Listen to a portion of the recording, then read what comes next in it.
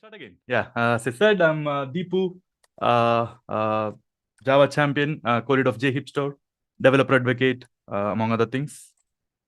So this is where I was. Cool. To set the stage, I'm a polyglot developer. I love programming languages. I also have ADHD, so I get bored of stuff quite easily. Which means I also get bored of programming languages quite easily. So switching between them kind of keeps things interesting for me. So this has also gave me a lot of perspective when it comes to programming languages. I think I have worked with more than a dozen programming languages professionally, and among them, I of course have some favorites which I use more than others. The first language I encountered were PHP and JavaScript. I think it was in my teens. So I was very passionate about motorbikes, and I wanted to build this cool website where I can post about motorbikes, reviews, and all those things. So I was quite excited, and I wanted to set that website up. So I found WordPress to be the popular thing at that time for these kind of stuff. So I started a WordPress blog. And over the course of that, I encountered a little bit of JavaScript, a little bit of PHP. JavaScript especially felt quite fun to work with, but that's about it. I didn't pursue it any further, and it was just like a short-term interest, like any other ADHD person, right? So for a while, I did something with it, and then I forgot about it. And then I went on to study electrical engineering. And as part of its mandatory computer science exposure, I was supposed to learn C++ and Java. At that time, I didn't find it interesting enough. So I just learned enough to get a passing grade. But I don't think I actually learned anything. I just did enough to get a passing grade. That's it. And later on, I think at during the same time, I did end up learning a little bit of C++, but that was just to impress my then girlfriend who was studying computer science. So I did learn a little bit of C++ or the basics of C++ and stuff like that. After that, I think it was the 2008, 2009, the recession. I think the big recession at that time. And I finished my electrical engineering and was quite eagerly looking forward to getting a robotics job or something like that. But reality hit, and yeah, there weren't any robotics company hiring. So the only companies that were hiring at that time, at least in India, were these big corporate consultancy companies, software companies. And their modus operandi at that time was they didn't care if you if you were studying computer science or what. They just they kind of do some IQ test and these kind of things, and if they think that you have the the reasoning and stuff for programming, they recruit you and they kind of send you to a boot camp. So they recruited me. They sent me to a boot camp for 6 months, where I actually learned Doctor Scheme. And the process or the how they taught Doctor Scheme, I found it very interesting, and I kind of got hooked to Doctor Scheme, I would say. And I think it was at the end of 6 months, I got quite good at Doctor Stream. I was even topper of the batch, in the tests and stuff that they did, and they even gave me an award and stuff for that. And I came out so excited. Hey, I'm ready to work with Doctor Scheme. I'm ready to program with Doctor Scheme. And then little did I know that nobody actually used Doctor Scheme at work. So I came out. They placed me in a training project, and I was like, oh, Java and JavaScript. Okay. I had to learn that again. But I learned that I could transfer what I learned with Doctor Scheme quite easily to Java and JavaScript. So it wasn't very hard to learn the languages properly. So I got quite good at jQuery back then, and learned a lot of Java, Spring Framework, SQL, and so on. And I think at some point I really found my calling in programming. And within a year or two, I got quite good at programming, right? So I was a go-to person for hard to solve programming tasks. And around 2015, I think I started contributing to Java JHipStore. And JHipster was like a huge opportunity for me to learn a lot more about Java, JavaScript, and all the frameworks. I learned Angular, React. I learned Spring Framework properly, Spring Boot, a lot of stuff. And later along the way, I think around between 2016 and 2020, I joined a company doing a lot of DevOps stuff. And then I started learning Go. I learned TypeScript. I learned a little bit of Scala and Kotlin, Python, Ruby, among other things, because there was a lot of different stuff that I was doing back then. So I touched upon a lot of different languages. Nothing really stick with me except for maybe Go and TypeScript. Scala, Kotlin, Python, Ruby, they weren't too attractive. Uh, and finally, in 2021, I learned Rust. And this was while I built an open source tool called K-Dash, and I built it in Rust. And this is when I learned Rust. And I also learned a little bit of C# for my work at that time. And among the languages I learned, I would say that I am very proficient in JavaScript and TypeScript, Java, Rust, and Go. So these are the languages I consider myself to be very proficient in. But of course, I could also write and read code in other languages when required. So, of course, which means I definitely have favorites when it comes to languages as well. So this is my subjective rating of the languages I like the most, right? As you can see, I have rated them on developer experience, language features, ecosystem, performance, and safety. And of course, I rated Rust the highest in developer experience, performance, and safety, because that is what I experienced working with these languages. And I rated Java highest in ecosystem, but lower in developer experience. I'll explain why on the way. TypeScript and JavaScript also has a great ecosystem, but I rated it low because it has a huge ecosystem, but it is also heavily fragmented. There is a lot of framework fatigue, not module hell, and all these things. So in the end, the developer experience is not as good as in other languages for the size of its ecosystem, right? Go is pretty decent on all, except for the language features, because at least personally for me, Go gets quite boring really fast because it has very minimal languages features, which is a good thing for some people, but for me, that's not very interesting. Oh, sorry, wrong conference. No, but seriously, as a programming language enthusiast, I think Rust is currently my favorite language. I know it's fun to work with. It has the best developer experience, in my opinion. It's modern, safe, and flexible. It also has the best compiler that I have ever encountered. And I know this might sound weird, but yeah, you would have to actually use it to experience that and to believe that, and to buy into that. I was also skeptical at first when I was starting. But today, I'm here to convince you why Java is still relevant and why I still advocate for Java, because that's a question I obviously get, because of course, I love Rust, but I still advocate for Java. Why do I do that? There's a reason for that.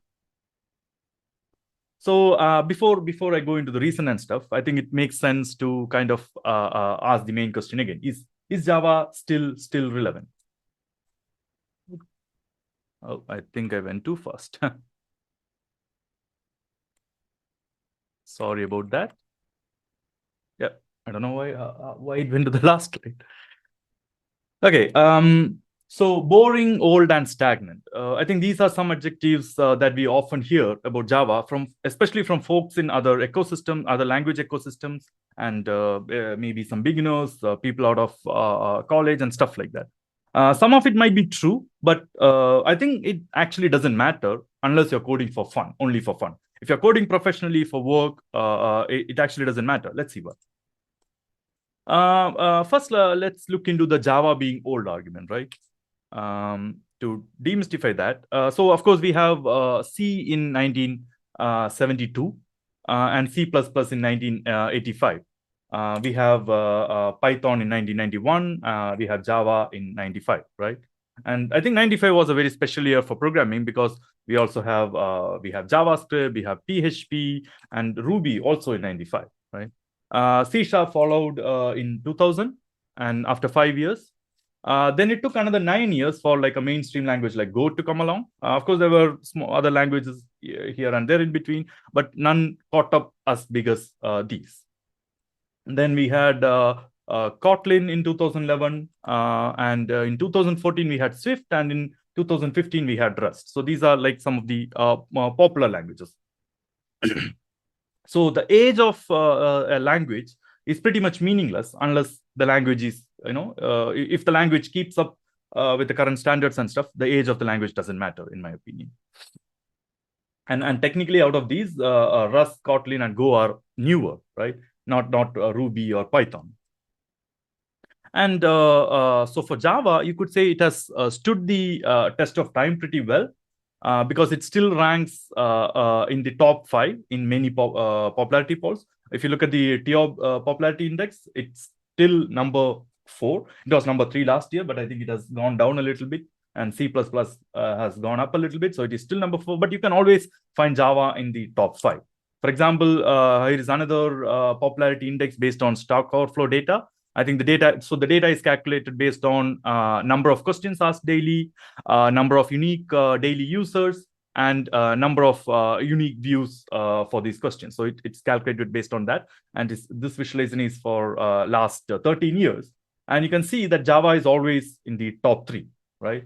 And currently Java is number 3, but at some point Java was number 1.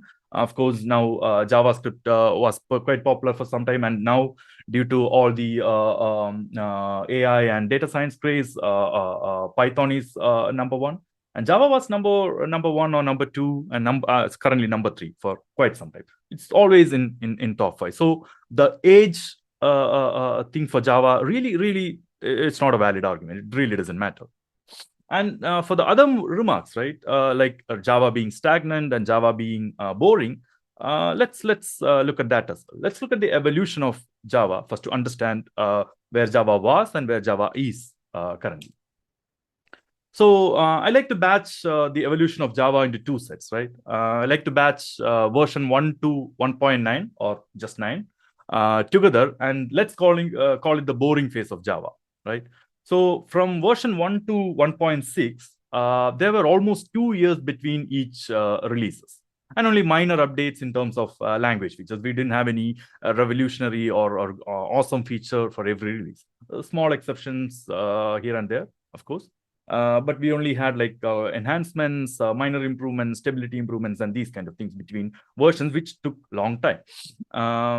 So only notable exception was 1.5 in at that time, or just Java 5, because they stopped naming Java using the 2 decimal things, and they dropped the point, and it just became Java 5 instead of Java 1.5. It had very notable features like generics, annotations, enums, and stuff.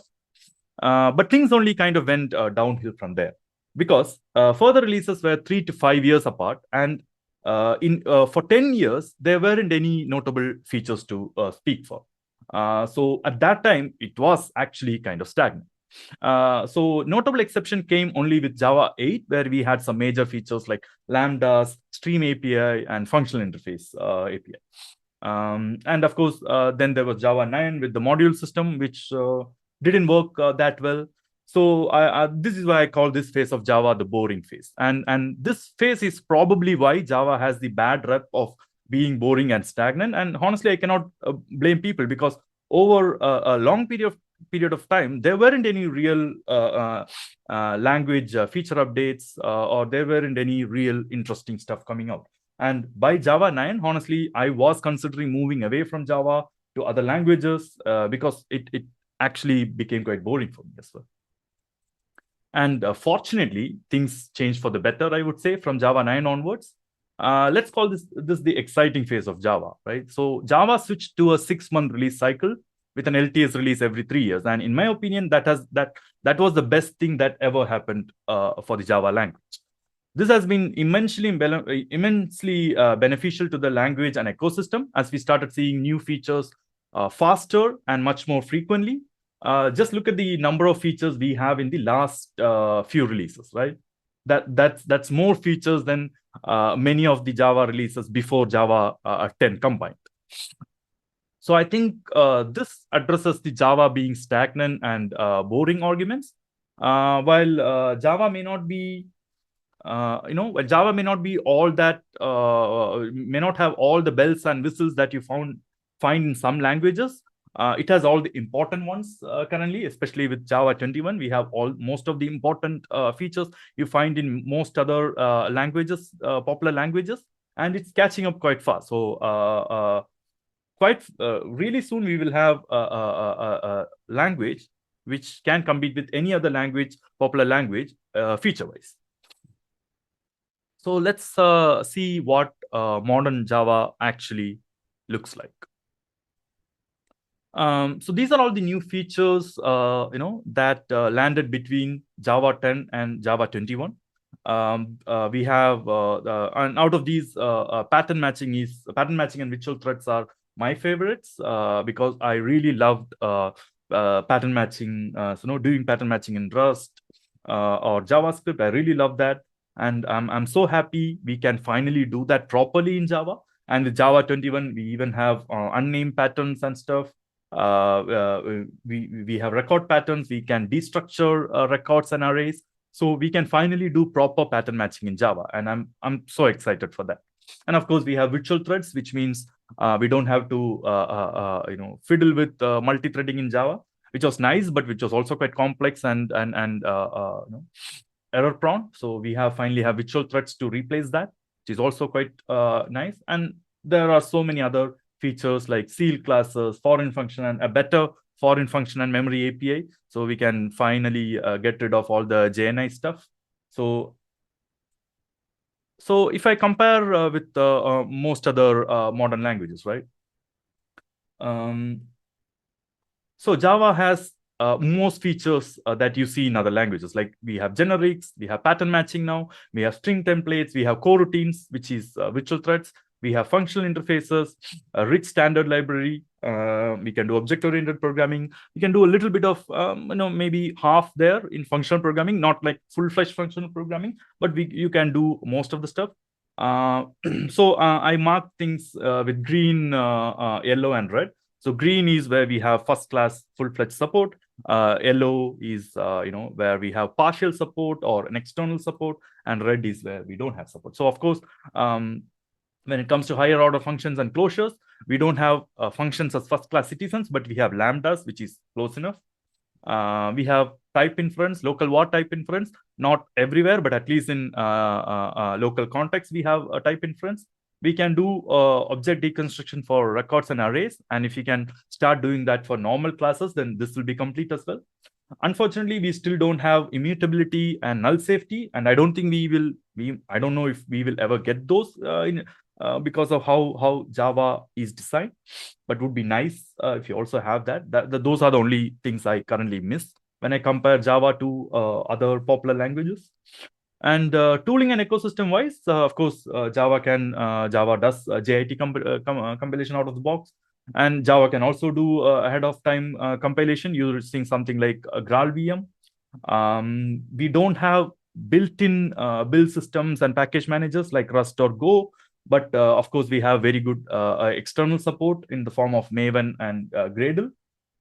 We have a package repository in the form of Maven Central, and we have Maven Gradle plugins for formatting, linting, and all those stuff.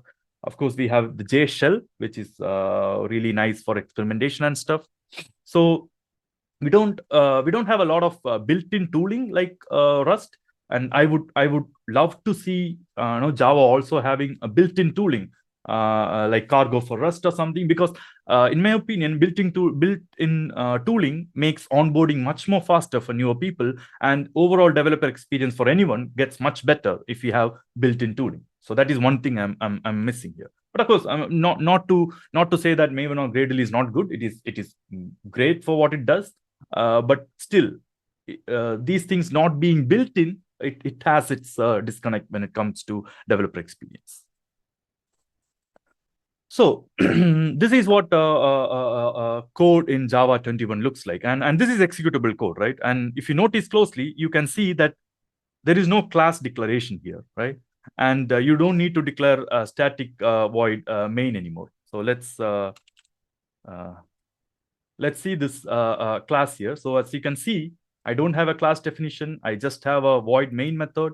I have a record here, and I have some stuff from Java 21, like we have a string templates here. I'm using the name here as template, and I'm using a switch statement with pattern matching. And as you can see, we can do pattern matching, and we can do unnamed variables and stuff here. I'm also doing a virtual thread invocation here. So this is valid Java code as of Java 21. So let's run this.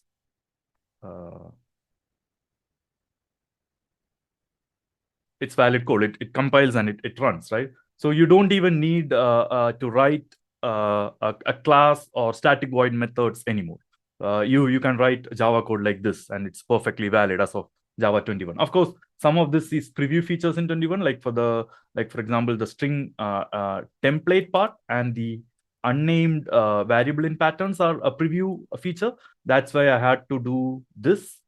If I remove the unnamed variables and string template, then I can just run it with Java 21.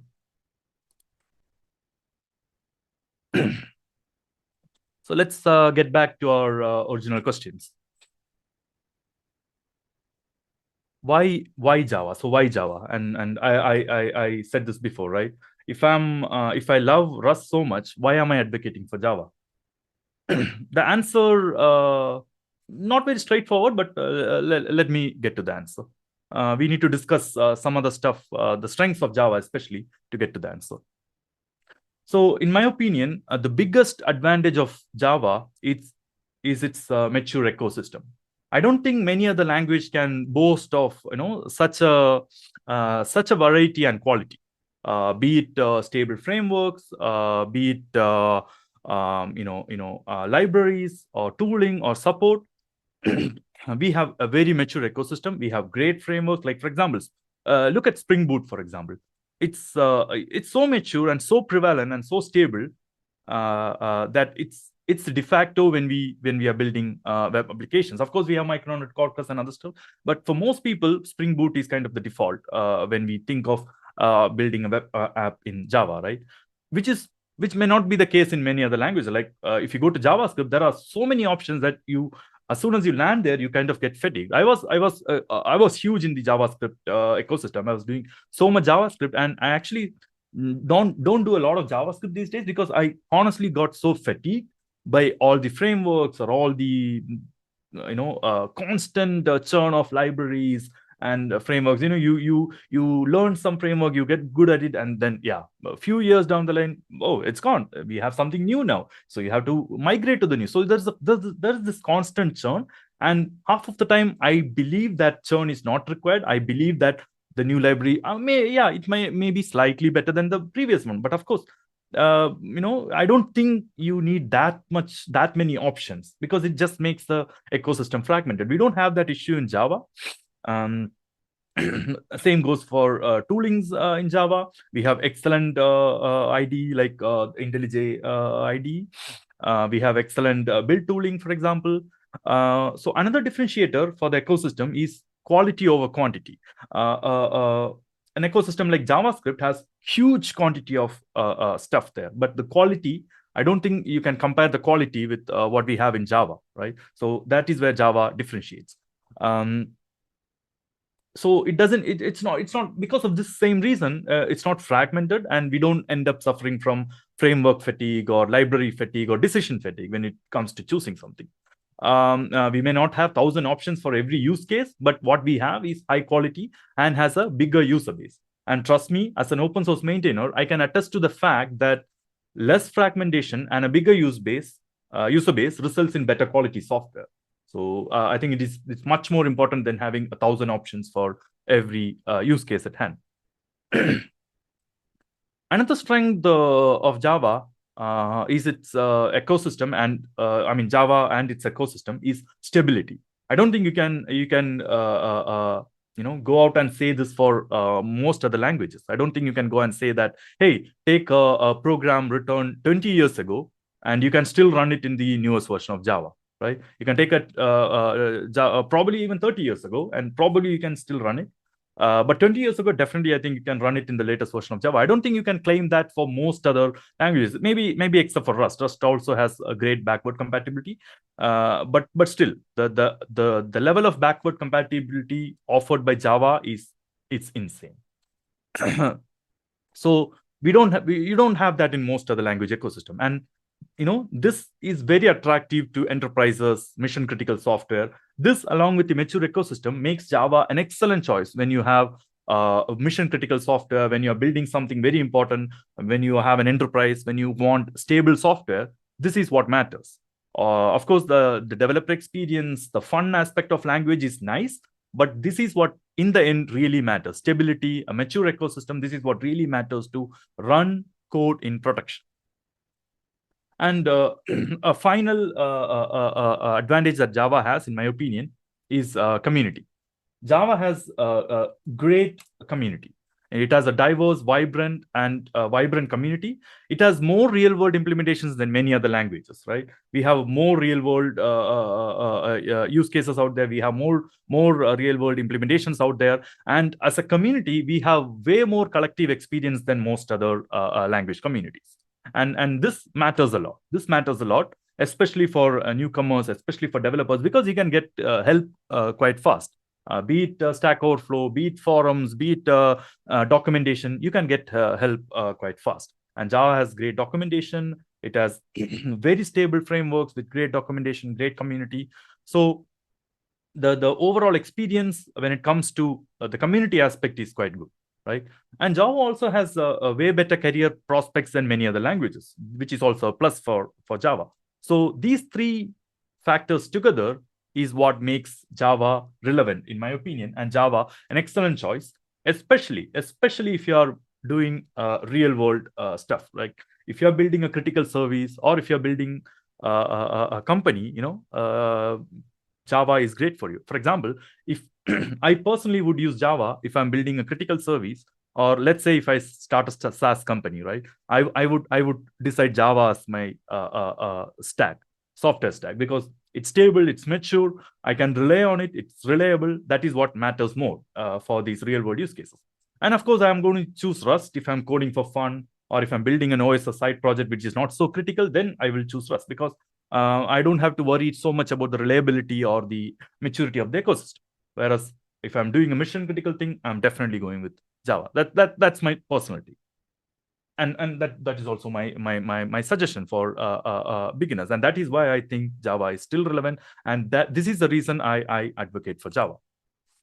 Doesn't mean that Java doesn't have any weaknesses. Like anything else, it also has its weaknesses.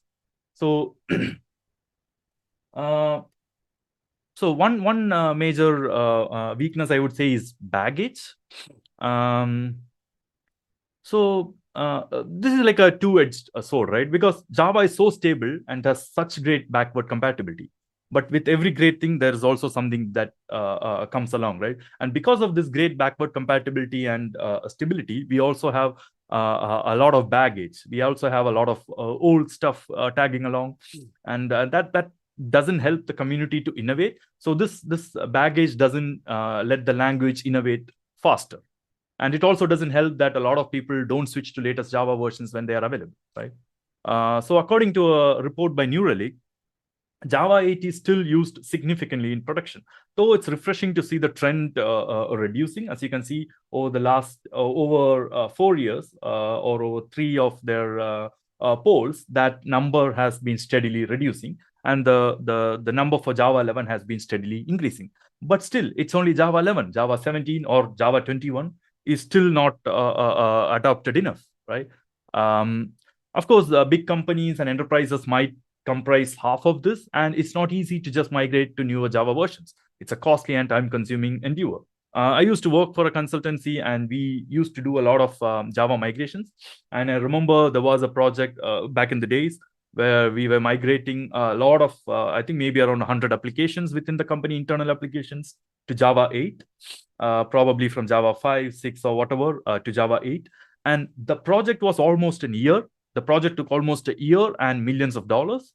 So it's not simple to just migrate, especially in enterprises. It's a costly and time-consuming affair. So I understand why a lot of companies might not be migrating quick enough, but I really hope they do at some point, and newer LTS versions of Java takes over. And I hope Java 11 doesn't end up being the new Java 8.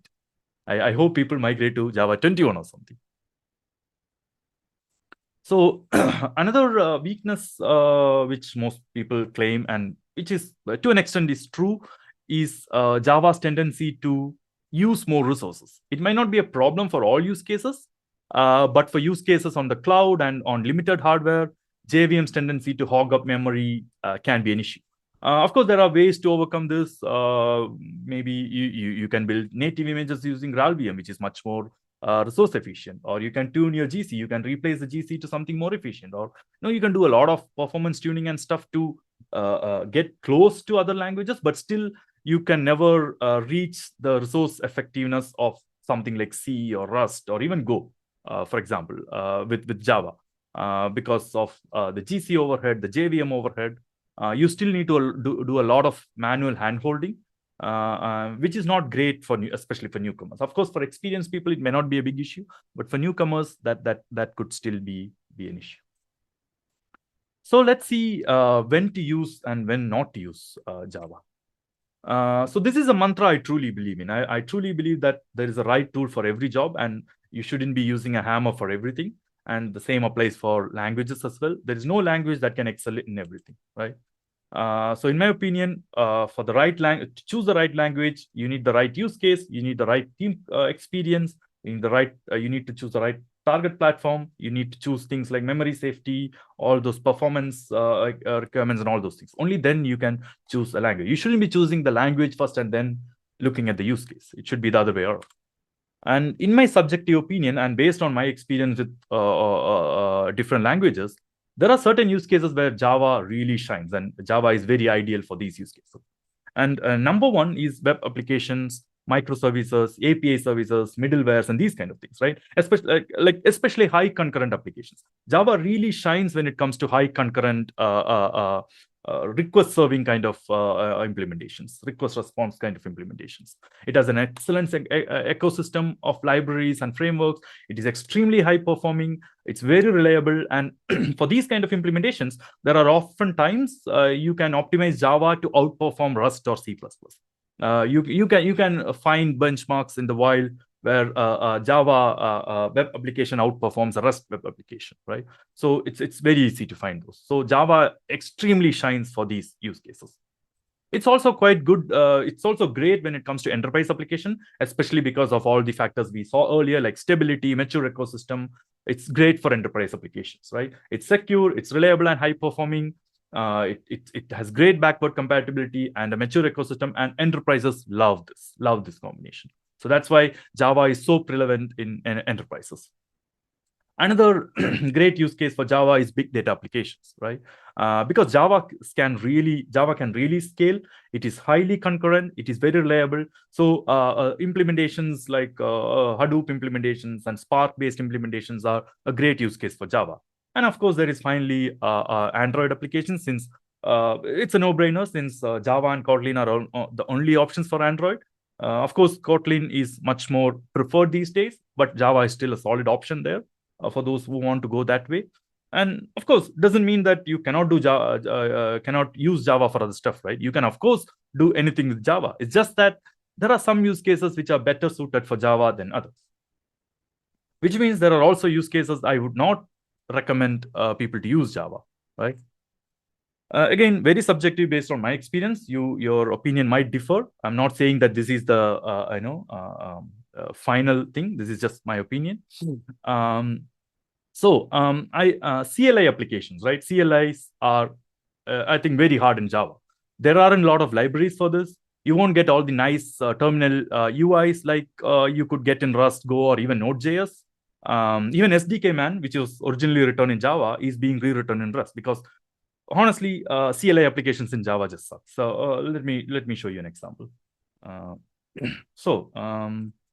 This is what you get in Java on the CLI, whereas this is what you can do with Rust on the CLI, for example.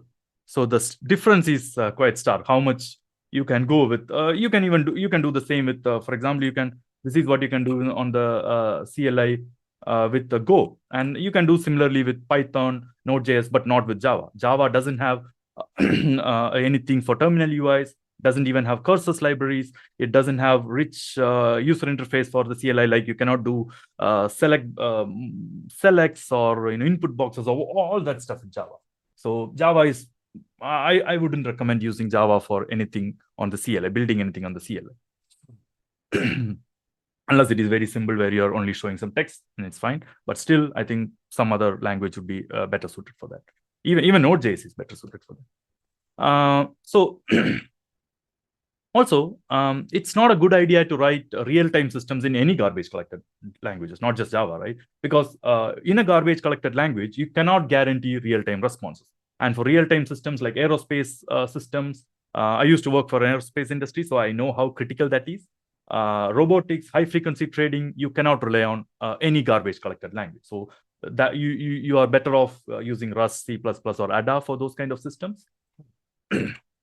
And Java, of course, is a no-brainer. Java is a high-level language, which means it is not ideal for low-level systems programming, like building drivers, OS, CLIs. You can, but you shouldn't. That's the thing. Because the GC overhead, the JVM overhead, the weak foreign function interface, all this, it doesn't serve well for the use case. You will be better off using Rust or C++ for that. Though Java can be very high performing for concurrent web applications, when it comes to single-threaded or less concurrent high-performance systems, Java is not ideal. You will have much better performance with something like C++ and Rust. And regardless of how much you tune Java, you are never going to reach that performance of Rust or C++, because one, you are always going to have, regardless of how you tune, you are going to have the GC overhead and the JVM overhead. And regardless of what you do, there is no zero-cost abstractions in Java, right? That means you would have to end up writing a lot of imperative code in Java to get the most performance, and you would have to hand-tune everything to the most possible performance, and still it's going to rely on you rather than the language. Whereas in a language like Rust, which has zero-cost abstraction, the compiler optimizes everything for you. You don't have to worry about writing the best code for performance. You can write whatever in functional or whatever, and the compiler will produce the best output. You don't have that in Java. So for non-concurrent high-performance systems, Java is not an ideal choice. And of course, there are other use cases like game engines, simple scripting, embedded systems, which can be done better in other languages than Java. So there is always, so as I mentioned, so choose the right tool for the right job. So if you're a beginner in Java, or if you're, if you're a beginner in Java, as in beginner to programming, or if you are coming from other languages, there are a few tips, again, subjective tips to make your onboarding easier.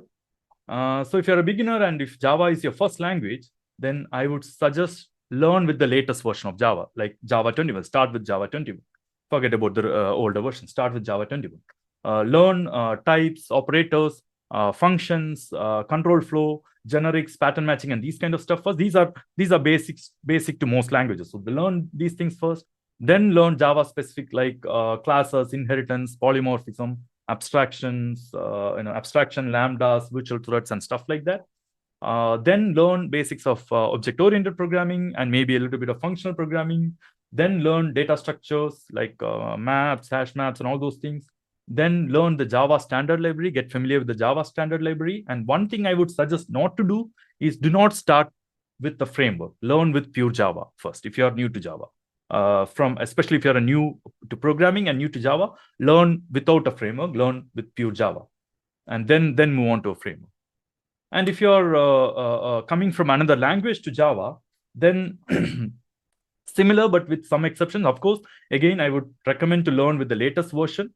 So you know what modern Java is, and then you probably already know all the basics like types, operators, and all those things. So you can apply that knowledge to Java, because the semantics for those in Java is very similar to many other languages. It's not widely different, so you can easily apply that knowledge to Java as well. Then learn Java specifics like classes, inheritance, and all those stuff. Then if you're coming from a functional language, then learn a little bit of object-oriented programming as well, because Java is an object-oriented programming language. So it will help to understand Java better. And if you're coming from OOP, learn a little bit of functional, maybe if required, because of course you can do a lot of functional programming in Java as well.